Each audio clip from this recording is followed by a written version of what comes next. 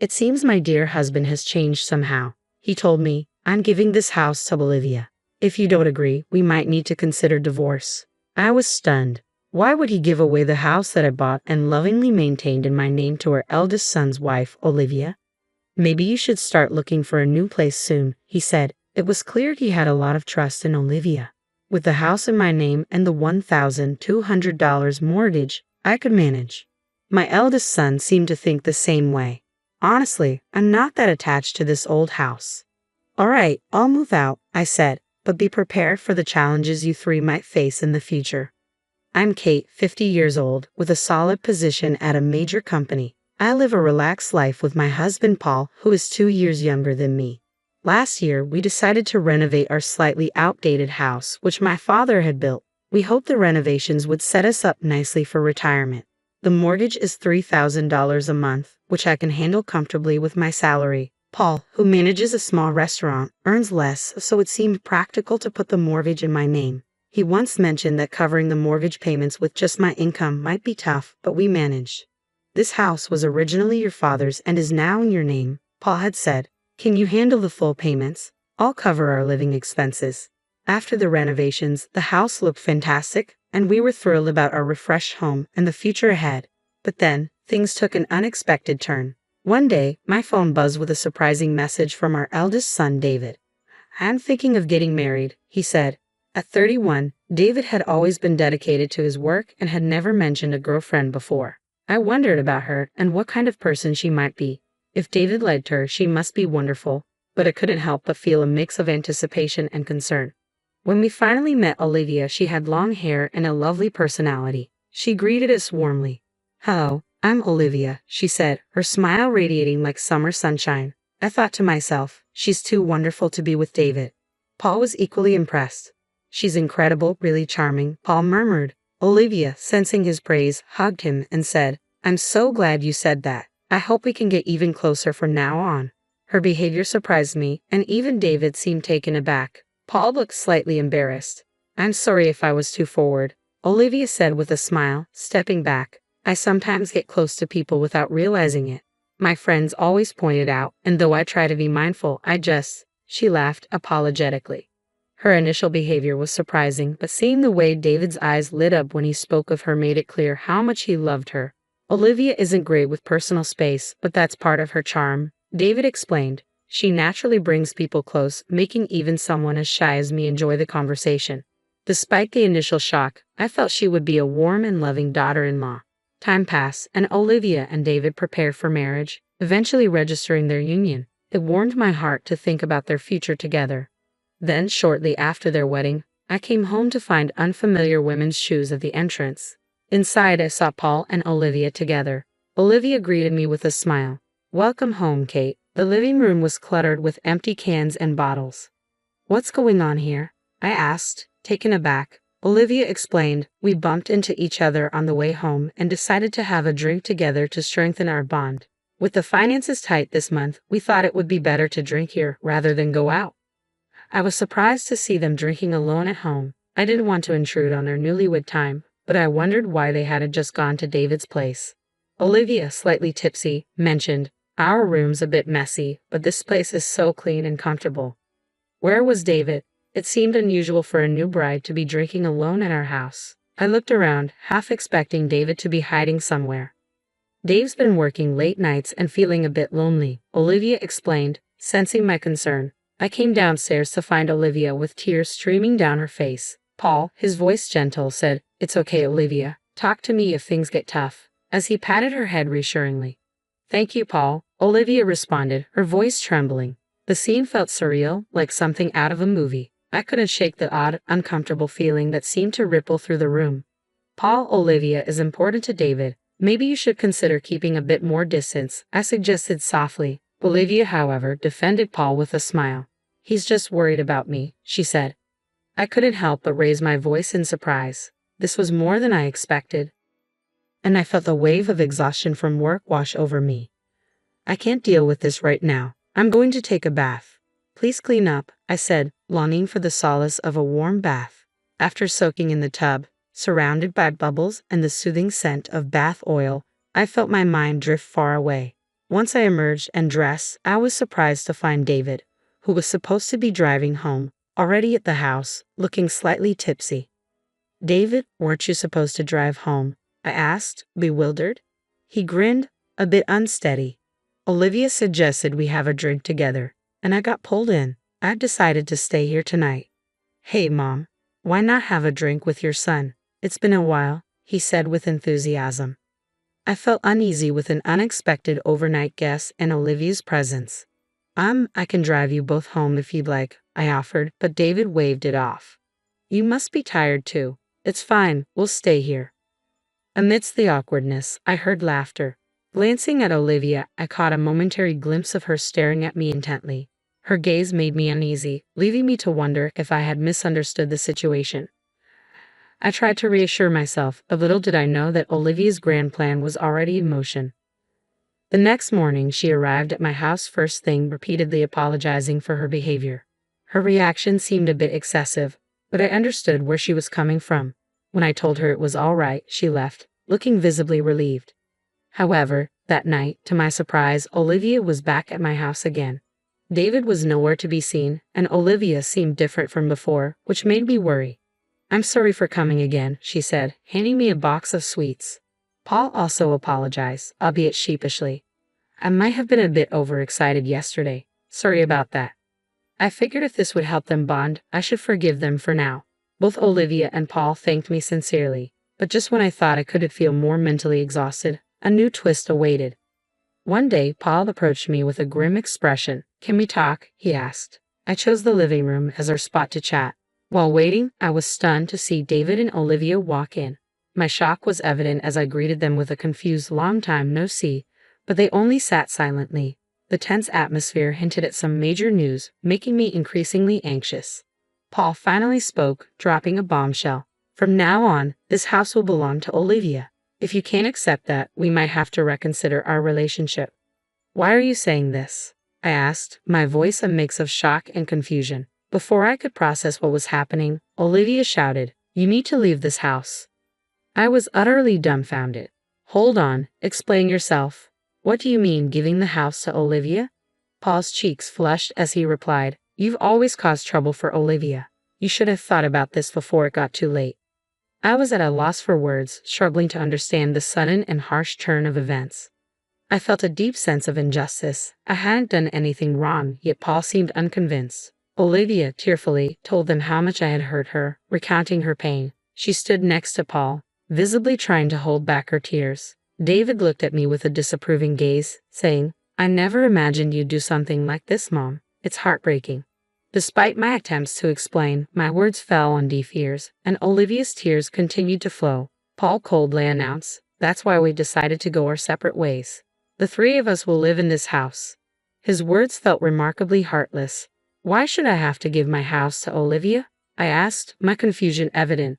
Paul replied, "Olivia is deeply hurt. Demanding compensation is one way to address it, but I thought of a different approach. I know how much this house means to you, so by taking it, maybe you'll understand the impact of your behavior." I struggled to believe this was fair or true, as I had never been unkind to Olivia. Moreover, considering Olivia hadn't worked since getting married, a $3,000 monthly mortgage seemed unmanageable for her. When I pointed this out, Paul responded with a smile. "The mortgage will be transferred to David's name. Given his salary and position, the transition should be smooth." I asked, "Is it really that simple to transfer the mortgage?" Paul nodded, explaining, "Usually it's difficult, but David works at a reputable company, and I have connections at the bank where you have the mortgage. I'm confident it can be arranged." His assurances did little to ease my concerns. The atmosphere grew increasingly hostile, as if I was being forced to surrender my home. Despite repeating my stance, I couldn't understand why I was being blamed when I had done nothing to Olivia. I couldn't bear the thought of giving up my house. Paul and Olivia grew increasingly frustrated with my response, and the conversation felt unbearably tense. Olivia, who had been crying the whole time, finally spoke softly. "Kate, please understand. Think of the baby." She gently stroked her belly.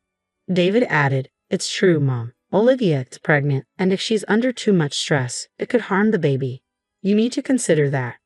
The revelation that Olivia was pregnant complicated things. No one wants to add stress during pregnancy, but being asked to surrender my home on such short notice was overwhelming. Give me a moment to think, I said, retreating to my room. Lying on my bed, I was lost in thought when I noticed a long strand of hair on the pillow. No one in my family had hair like this. My heart raced with the unsettling thought of an affair. This realization only added to my confusion and distress. I felt as if I were trapped in a nightmare, hoping to wake up and find everything back to normal. Tears streamed down my face as I drifted off to sleep, wishing this turmoil was just a bad dream. Late that night, I was jolted awake by voices coming from the living room, not David and Olivia, but a cheerful Paul and Olivia. Their conversation, filled with laughter and casual banter, felt completely out of place. I heard Olivia say, "Oh, I really wanted to drink wine." Paul replied, "Remember, you have a baby now." Their carefree chatter weighed heavily on me, and my heart sank further with Olivia's recent behavior. Then an unmistakable sound, a kiss, echoed through the house. Olivia murmured, "Oh, Paul, what if David or Kate sees us? It would be so embarrassing." My mind spun in disbelief. What were they doing? My stomach churned as I realized the depth of their betrayal. They were likely planning to enjoy themselves while I was out of the house. The thought was sickening. The long hair was definitely Olivia's, and without saying a word, I lay there listening to their conversation, feeling a wave of nausea. The idea of staying in a house that now felt tainted by their actions was unbearable. I no longer wanted a home that brought me such feelings. The next morning, I resolved that I needed to move on. I emerged in front of the three of them, rubbing my tired eyes. I hadn't slept well in that bed, but I kept that to myself. "Have you finally made up your mind?" they asked, their faces hopeful. "I've decided to give up the house," I said, trying to keep my voice steady. Their expressions brightened immediately. "Great, let's move quickly with the ownership transfer. If the house is in my name, the mortgage inspection will be fine," David said excitedly. He seemed oblivious to the full extent of the situation. My heart ached for him, but I chose not to reveal the whole truth. He had always followed Olivia's lead, and I wasn't ready to shatter his trust in her. The next few days were a whirlwind of divorce proceedings and transferring home ownership. Finally, the paperwork was completed, and the house was officially under a new name. "There's no place for you here anymore," Paul said with a touch of sarcasm. "Grandma, it's time to leave." Olivia leaned in and whispered something into my ear. It stung a bit, but even without her comment, I was already resolved to leave. The house held countless memories, but given what had happened, I had no reason to stay. I knew my next actions would stir things up for this peculiar trio. The real drama was just beginning. A month passed, a time for me to gather my thoughts, and I found myself standing in front of that house again. I took a deep breath and hesitantly pressed the doorbell of the house I hadn't visited in so long. My heartbeat seemed to echo in the quiet. "Why are you here?" Paul's slightly annoyed voice reached my ears. It felt strange hearing his tone after so long. "Can we talk?" I asked, my voice tight with emotion. "Why should I let you in?" Paul acted as if I were a distant memory. "It involves Olivia," I said, knowing that mentioning her name would soften his stance. I didn't enjoy bringing her up, but I knew it would make an impact. "Oh, look who's here," Paul said sarcastically. His words were legally accurate but still painful. "What do you want?" everyone asked, their eyes filled with suspicion. I took a deep breath and pulled a photo from my pocket. "Can you take a look at this?" I asked, as all eyes turned to the image. The photo showed Paul and Olivia on a date, looking happy and intimate. After the divorce, I had hired a private detective to monitor them discreetly. It wasn't long before I received pictures of their outings. "What's this about?" David's face changed instantly upon seeing the photo. "Where was this taken?" Paul exclaimed, clearly in shock. "What's the big deal?" Olivia interjected defensively. "We're just father-in-law and daughter-in-law. We were just enjoying ourselves." I smirked and pulled out my smartphone.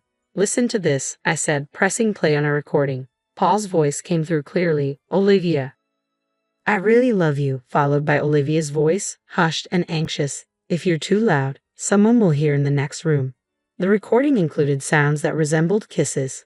Paul and Olivia fell silent, their faces registering shock. Seizing the moment, I asked, "Olivia, whose child are you carrying?"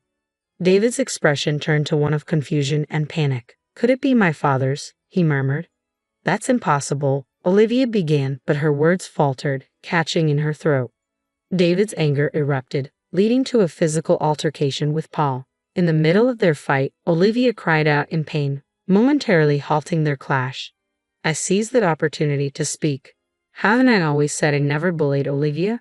I feel like she's hiding something from me. Maybe she's lying to David to get me out of the house.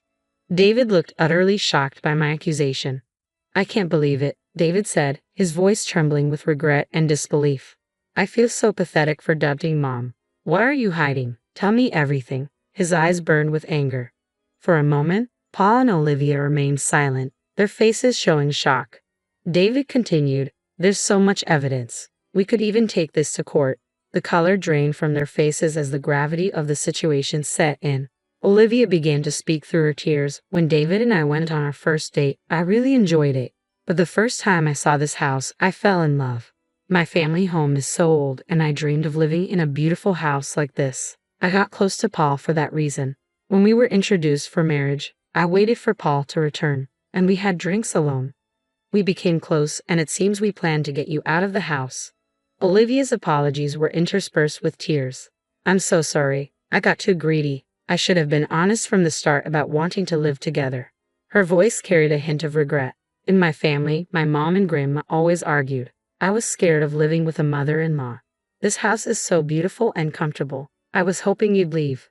Her admission of the affair with her father-in-law was deeply unsettling. Paul took a deep breath, trying to explain. Every time I saw her smile, I knew she was using me, but the time we spent together felt so good. Still, it's unforgivable. David's response was brief but carried a heavy weight. His eyes were filled with betrayal, sadness, and anger. Both Paul and Olivia were left speechless, tears streaming down their faces. It was no surprise when David decided to divorce, and a DNA test later confirmed Paul was the father of the baby. I never thought this day would come, David murmured softly. I gently stroked his head, reflecting on how our family had changed because of Olivia. It seemed she hadn't fully grasped how her choices would impact her future. I had a feeling that, with time, my premonitions would come true. 2 years later, on a sunny day, Olivia remarried Paul and started a new life with him under the same roof. Their children went to a nearby daycare, and Olivia tried to make friends with other mothers, though she often felt isolated. Her family's resistance to her divorce from David and her remarriage to Paul have strained their relationship. Their anger towards Paul remained intense, and family gatherings were rare. Meanwhile, the big, beautiful house now quietly stood, occupied only by David. He found solace in the memories of the past and hopes for the future. I've thought about selling this house, but my mother grew up here. I can't easily part with such a cherished home, David said, looking into the distance. He had cleaned and sorted out everything Paul and Olivia had left behind. With a hint of embarrassment, he added, if I had known you'd go through all this trouble, I wouldn't have said anything. I know it's not right to blame them, but I'm sorry. I'm not sure if you can forgive me, but please feel free to visit the house once in a while. I'd like us to share more together. He handed me a voucher for a resort hotel. I was deeply moved by his warm gesture and nearly brought to tears. Though I couldn't forget everything immediately, I wanted to rebuild our relationship slowly over time.